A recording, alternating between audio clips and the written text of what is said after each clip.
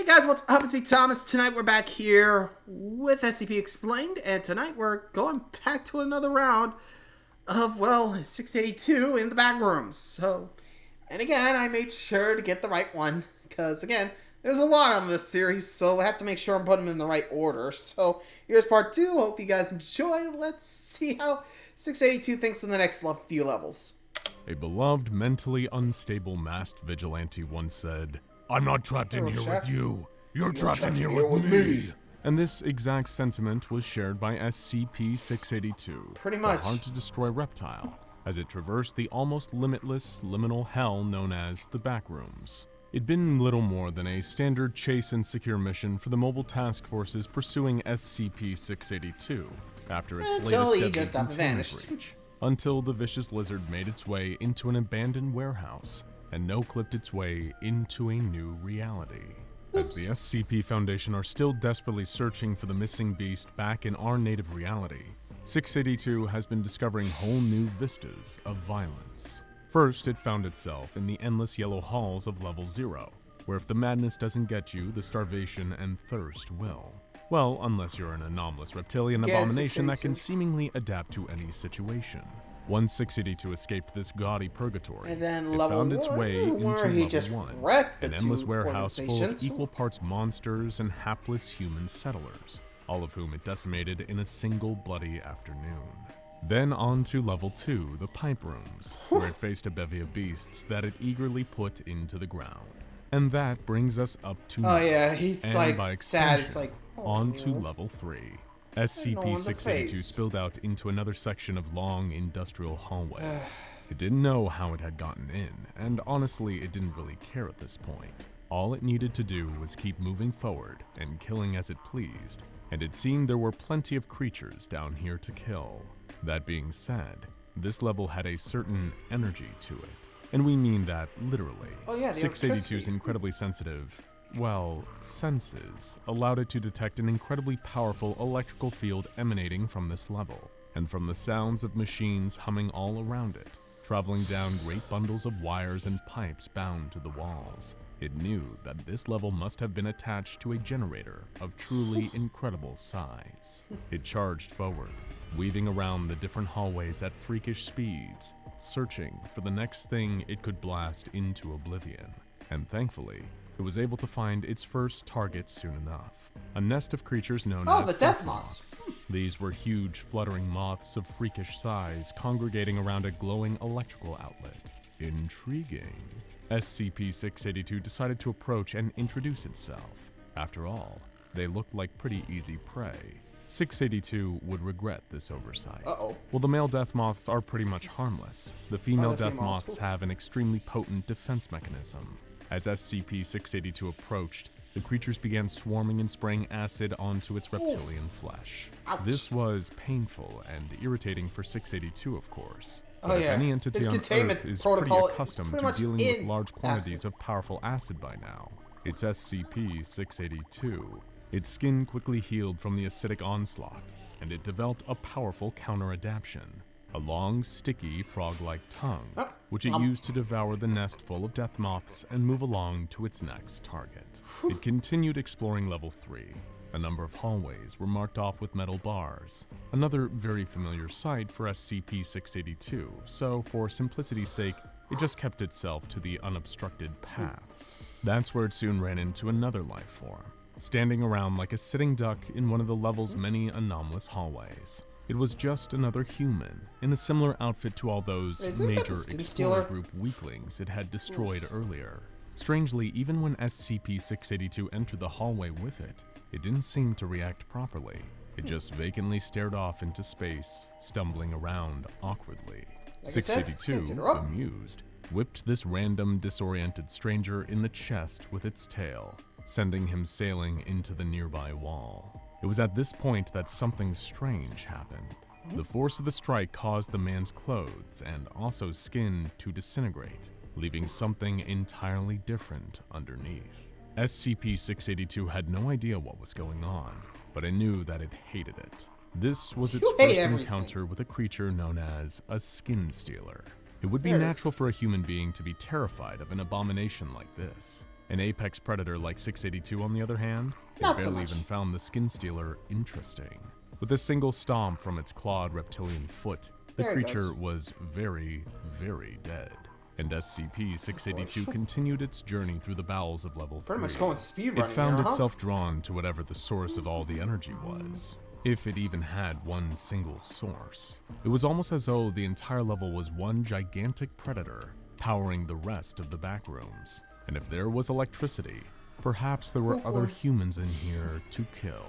SCP-682 liked that idea very much indeed. However, while making its way down... Again, you really gotta feel bad for the people stuck in there with SCP-682. Like, yeesh.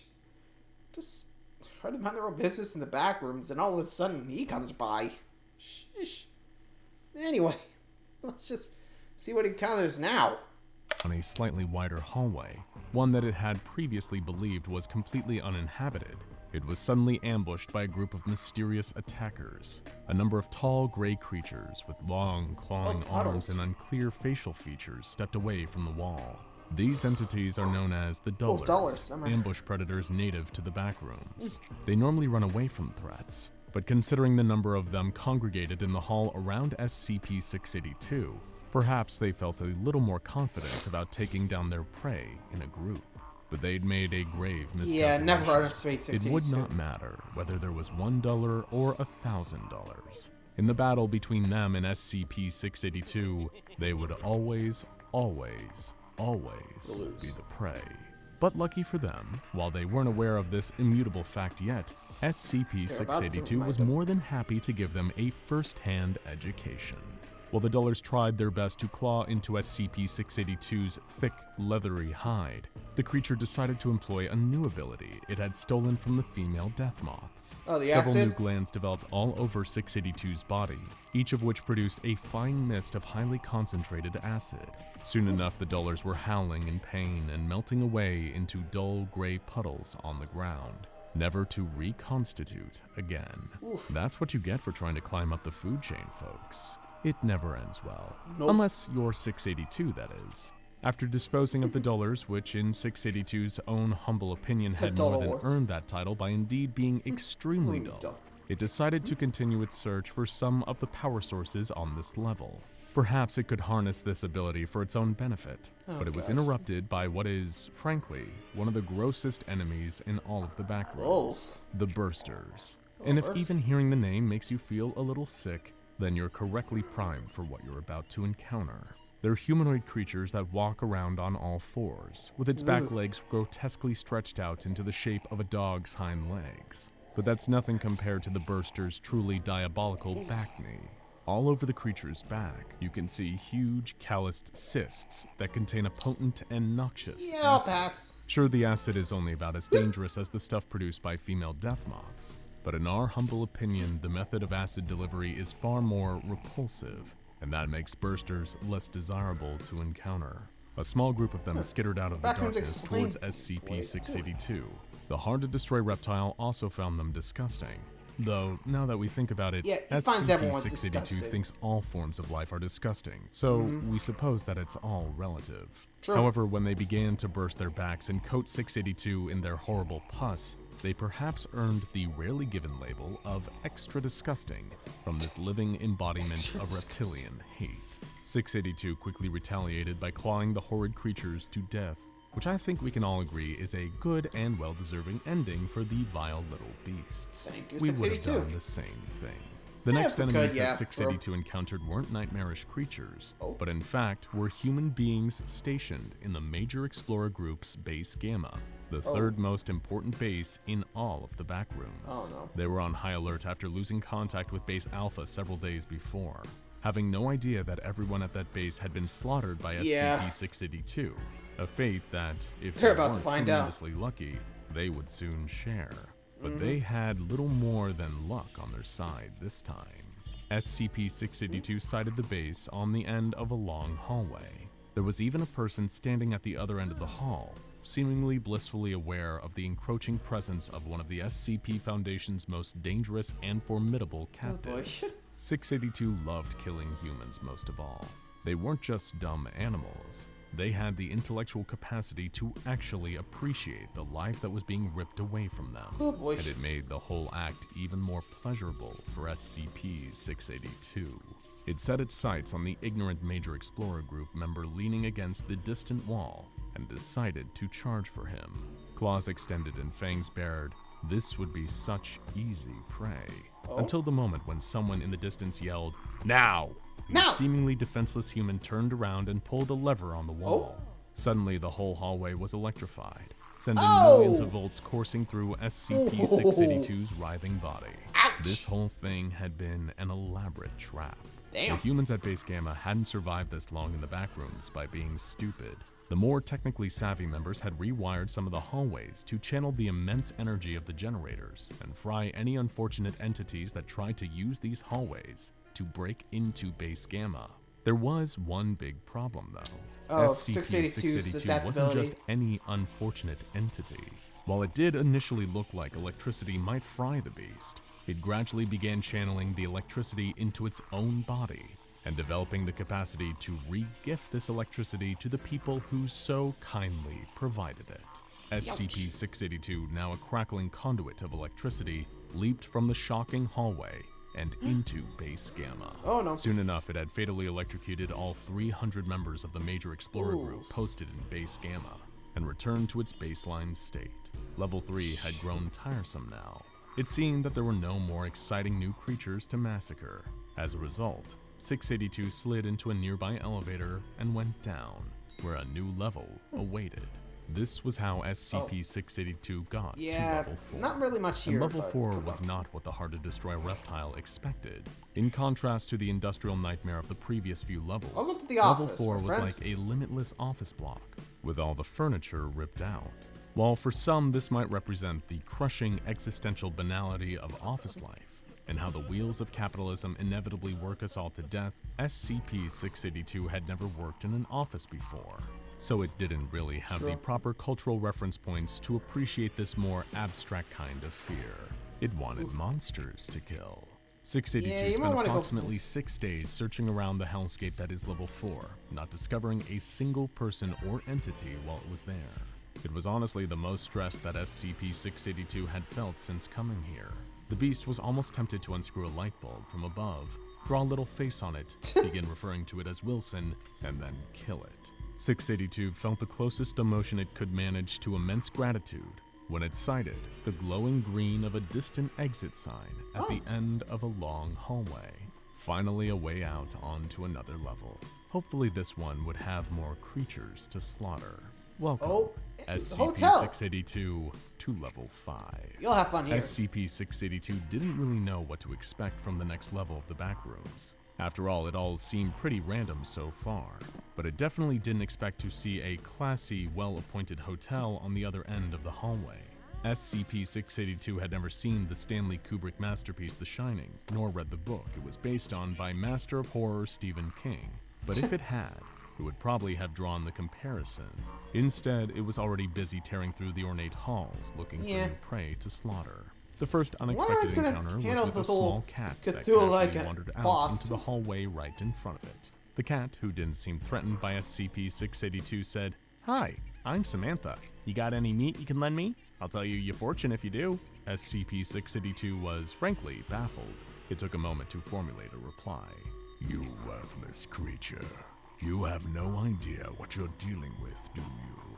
I'm going to bring this place to ruin and destroy all who reside within," 682 said. So, no meat then? 682 growled and swiped at the cat with its claws. Luckily, she was able to dodge. The cat tutted and padded away into the darkness, muttering, "Go bother the beast instead, jerk." This piqued SCP-682's interest. A beast, you say? Sounds important. Sounds powerful. Finally, a worthy opponent. Our battle shall be legendary. And with renewed vigor, SCP-682 began prowling the halls of the Backrooms, searching for this beast to defeat and destroy. But to begin with, things were grievously disappointing. One of the first monsters on this opulent hotel level that the hard-to-destroy reptile faced were diminutive little rodents known as death rats, which were effectively slightly larger than normal rats with little horns. SCP-682 stomped them all with ease, its thoughts dripping with disdain for their truly pathetic weakness. What kind of hotel allows itself to be filled with rats? Even by human standards, this would be disgraceful. Soon after, SCP-682 encountered a few familiar foes, female death moths and hounds, all as easy to kill as they were before. SCP-682 didn't understand. The feline promised that there was a beast down here. Was it hiding from the mighty reptile like a filthy coward? Worthless. But it was in the depths of this cynicism that SCP-682 encountered a growler. First, it heard the sound of animalistic growling projected directly into its mind, getting louder and louder by the moment. Then, as the growling grew in volume, 682 heard the thunderous footsteps of a huge quadruped getting closer. 682 wondered, as the roaring became almost deafening, whether this sound heralded the approach of the beast. However, the second the monster actually turned the corner and came into view, 682 had to suppress the urge to laugh. It was one of the most absurd things it had ever seen. Again, welcome to the Backrooms, like a giant pile of pipe cleaners in every color imaginable, arranged into a vaguely four-legged structure. This was the monster producing all that psychic racket? Pathetic. SCP-682 resolved in that moment to show the monster how it was done. SCP-682 immediately evolved its own psychic emission capacitors within its brain and projected the message, "You are a worthless little creature," directly into the simple mind of the growler. It began to quake in horror at the booming of 682's voice in its brain. What was this terrifying new creature? It didn't understand. And just like that, 682, who had grown bored of this one-sided psychic battle, turned up the strength of the psychic beam by a factor of 50. The sudden psychic blast was so powerful that the growler collapsed to the ground and burst into flames, burning itself away into nothingness in a matter of moments. Just as weak as 682 had expected. Hopefully the beast would provide a greater challenge, because this was just getting sad. SCP-682 shook off the disappointment and continued running through the halls of the hotel. Eventually, after passing through some dull dance hall called the Beverly Room, 682 found itself running through a hallway full of long portraits. Every person in the portraits had a strange, twisted grin on their face. Not that this even registered to SCP-682. What did occur to 682, though, was the figure that suddenly materialized in the hallway in front there's of our it. beast. It was a strange figure, to be sure, an entity in a suit with a large blue cuttlefish for a head. The creature cleared its throat and began to speak. "Well, hello there. You're new here, aren't you? Such an interesting creature. You've been making some trouble on the other levels, haven't you? Not that it's any of my business. On the contrary, dear sir, I like the cut of your jib. How would you feel about joining me in the hotel business? It isn't easy to manage this dimension by myself, after all. How about you and I come into my office? We can work out the terms of our..." 682 lunged forward and unceremoniously devoured the creature's head, allowing its dapperly dressed body to fall limply to the ground, dead. SCP-682 grunted, annoyed by the distraction the creature had provided. It had better things to do. This beast has got to be around here somewhere. Want to learn more about the Backrooms? Yeah, should we tell him that was the beast? Oof. Yeah, that's more of a deal kind of guy, not that. Ouch. Poor 682. Sorry, gonna have to find the next level then. Well, for now, that's gonna be it for SCP Explained. So, I hope you guys enjoyed. Till next time, later guys.